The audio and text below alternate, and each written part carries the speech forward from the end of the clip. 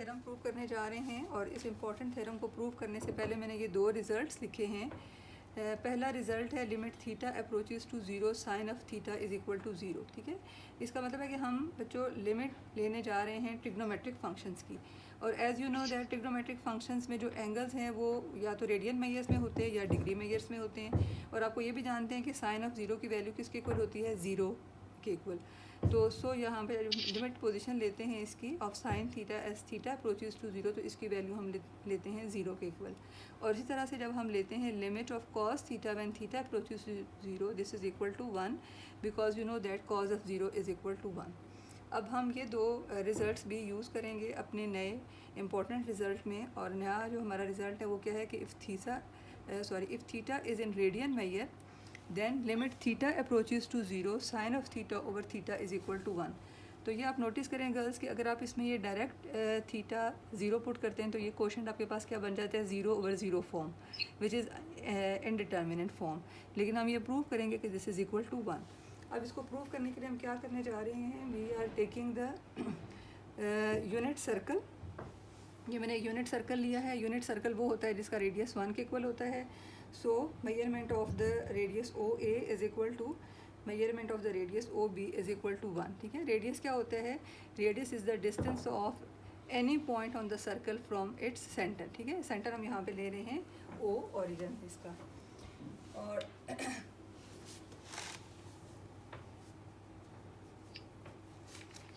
दोस्त मैं यहाँ पे कंसिडर करती हूँ let theta be an acute angle, acute central angle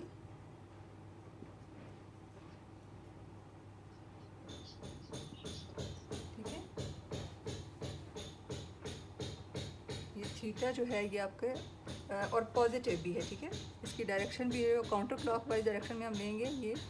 let this B theta, और थीटा आपके पास मैंने आपको बताया कि थीटा जो है वो एक्यूट एंगल है और ये हम सेंट्रल एंगल भी ले रहे हैं।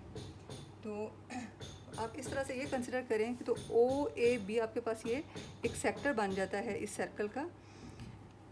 अगर आप यहाँ पॉइंट बी से एक परपेंडिकुलर ड्रॉ करें, let this perpendicular is B C.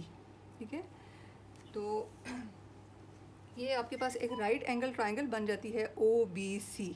ठीक है, तो हमने क्या यहाँ पर किया, draw a perpendicular from B on O A, then from right triangle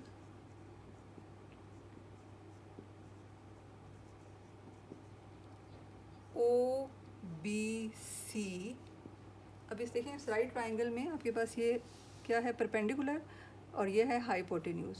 तो perpendicular over hypotenuse is what is equal to sine of theta. तो this implies you have B C is equal to sine of theta because O B is equal to 1, क्योंकि ओ B क्या है, radius of the circle है और हमने इसको शुरू में ही डिफाइन किया था कि ये हम यूनिट सर्कल ले रहे हैं। ठीक है, now produce B O B to the point let D and draw a perpendicular from D on O A. Now you have a triangle O D A. ठीक है, ठीक है, हमने क्या किया ये step, we have produce O B to a point D, then from, ये देखिए ये भी एक राइट ट्राइंगल बन गई है। ठीक है, then from right triangle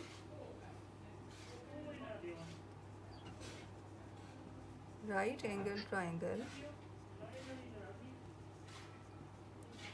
O A D, we have AD over O A is what tan of theta। ठीक है, अब ये देखें perpendicular over base is what tan of theta. तो इस तरह से हमारे पास क्या आ जाता है, ए डी हमारे पास आ जाता है equal to tan of theta, because O A फिर हमारे पास क्या है, length of O A is equal to 1 because we have taken the unit circle. ये देखें गर्ल्स, ये दो हमारे पास बड़ी इंपॉर्टेंट चीज़ें आई हैं। एक हमने ये कर लिया, बी सी हमारे पास आ गया साइन थीटा के इक्वल, और ए डी हमारे पास आ गया tan ऑफ थीटा के इक्वल।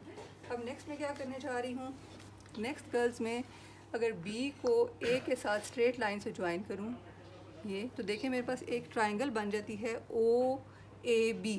ठीक है, अब मेरे पास तीन यहाँ पर चीज़ें हैं। एक है मेरे पास ट्राइंगल ओ ए बी, एक है सेक्टर ओ ए बी, और फिर एक राइट एंगल ट्राइंगल है O A D.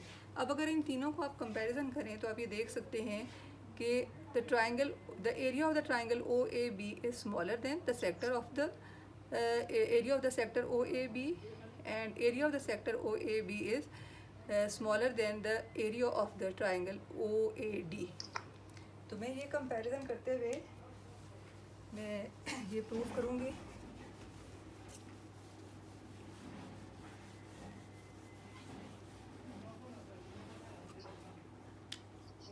Now as area of triangle OAB is smaller than, जैसा कि आपने देखा डायग्राम में, area of sector OAB, and this is smaller than area of triangle AOD or OAD। अब देखिए Nicholls, area of triangle क्या होता है, as you know this is equal to, अच्छा मैं ये दो इंपॉर्टेंट रिजल्ट्स यहाँ पर लिख लेती हूँ कि बी सी हमारे पास क्या था, साइन ऑफ थीटा के इक्वल, और हमारे पास ए डी क्या था, equal to tan of theta. ये अभी हमने प्रूव किया है। ठीक है, ये हम चीज़ें यहाँ पे यूज़ करेंगे। Area of triangle A O B क्या है हमारे पास, half of the length of base into length of the altitude. तो यहाँ पर बेस क्या है इस ट्राइंगल ओ ए बी में, बेस है ओ ए, और लेंथ ऑफ आल्टीट्यूड क्या है, बी सी। ठीक है, तो मैं ये डायरेक्ट यहाँ पर वैल्यूज़ पुट कर देती हूँ, half of O A into B C. O A is what, base of the triangle, and B C is what, altitude of the triangle, and this is less than half of r square into theta. ये आपने पढ़ा है कि area of the sector जो है first year में हमने question भी सॉल्व किया था, that is equal to half of r square theta. और देखें इसमें आर आपके पास क्या है, 1, तो so this becomes half of theta. ठीक है, एरिया ऑफ सेक्टर जो है वो हमारे पास आ गया half of theta, and this is less than again area of the triangle A O D. हमारे पास क्या आ जाएगा, half of O A which is base into A D which is length of perpendicular. अब हम इसमें values put करते हैं। ये देखें ओ ए की जो लेंथ है वो हमारे पास क्या है, 1, तो यहाँ पर ओ ए भी 1 आ चुका है, और बी सी हमारे पास क्या है, हाफ ऑफ थीटा। तो this implies half of sine theta is less than half of theta is less than half of tan theta.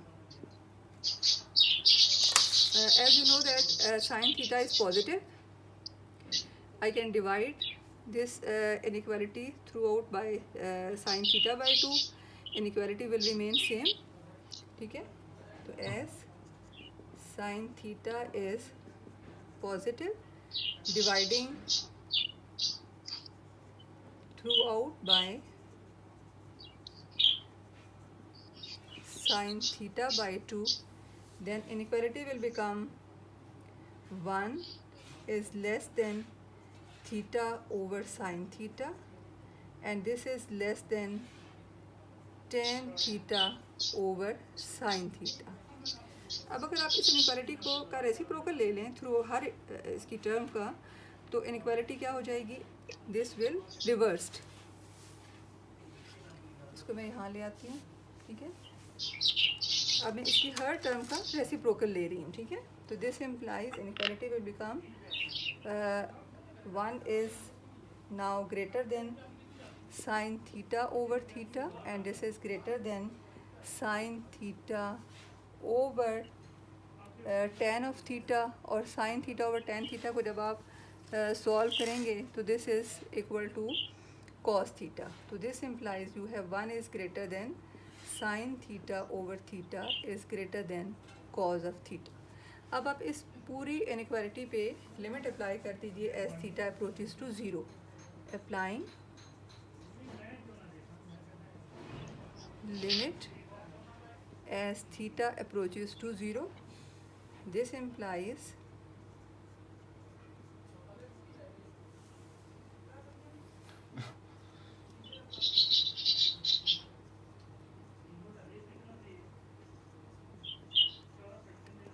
अभी कल हमने सैंडविच थ्योरम पढ़ा था कि अगर एक्सट्रीम लेफ़्ट साइड्स पे जो आपके पास लिमिट्स हैं जो इनकी वैल्यू आ रही होती है वही आपकी जो मिडल में जो भी टर्म है उसकी लिमिट भी सेम होगी।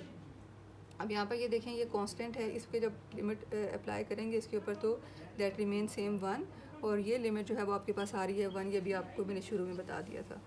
तो सो बाय सैंडविच थ्योरम ये जो दरमियान में आपके पास आ रहा है रेशनल फंक्शन, इसकी भी लिमिट क्या होगी इक्वल टू 1। ठीक है, तो ये इसको मैं यहाँ पर ले आती हूँ।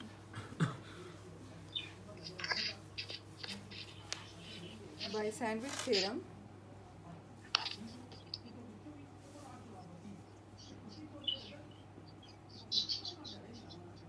Limit theta approaches to 0 sine theta over theta is equal to 1।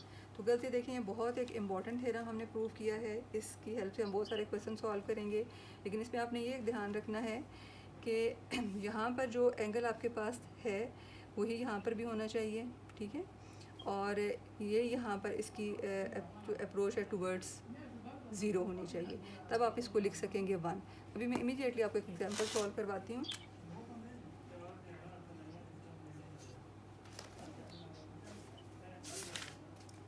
इस एग्जांपल में हमने एवेल्यूएट करनी है limit theta approaches to 0 sine of 7 theta over theta. अब ये देखें कि ये हम क्वेश्चन सॉल्व करने से पहले क्या करेंगे, वी मस्ट हियर हैव 7 और यहाँ पर भी 7 थीटा मस्ट अप्रोच टू 0। ठीक है, तो यहाँ पर तो मैं इजीली इसको बना सकती हूँ, 7 से मैं मल्टीप्लाई भी कर लूँ और डिवाइड भी कर लूँ, तो यहाँ पर मेरे पास ये जो एंगल है और ये एंगल सेम हो जाएंगे। तो और जब थीटा अप्रोच करेगा 0 को तो 7 थीटा भी कहाँ अप्रोच करेगा 0 को, तो so this may be written as limit 7 theta approaches to 0 sine of 7 theta divided by 7 theta into 7। ठीक हो गया गर्ल्स। अब ये देखें कि इसके ऊपर आप लिमिट जो है वो ये वाली अप्लाई कर सकते हैं by using this result, this is equal to what 1 into 7 that is equal to 7। तो आज हम यहाँ पे एंड करते हैं इसको, और अब आप एक्सरसाइज के जो क्वेश्चन है question number 3 bye using this theorem आप ये क्वेश्चन सॉल्व कीजिएगा। इंशाल्लाह कल हम इसकी डिफ़िकल्टीज़ को देखेंगे।